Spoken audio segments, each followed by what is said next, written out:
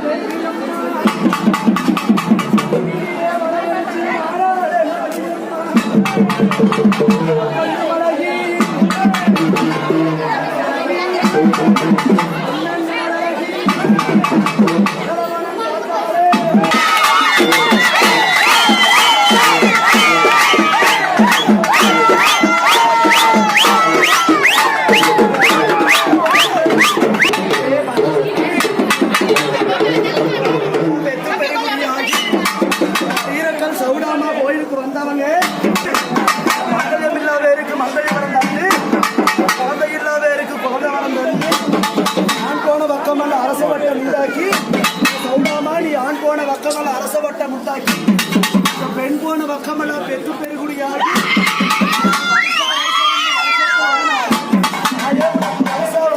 வருஷத்தில் ஒரு நாள் ஆடி மாசத்திலே பௌர்ணமி அன்னைக்கு, ஆடி மாசத்திலே பௌர்ணமி அன்னைக்கு ஊரும் செடிக்கோள் உள்ள மழை வெய்யோன்னு, நாடும் செடிக்கோள் நல்ல மழை வெய்யோன்னு எல்லாருக்கும் உத்தரவு கொடுத்து சன்னதிக்கு மங்களமா நான் இருக்கேன்.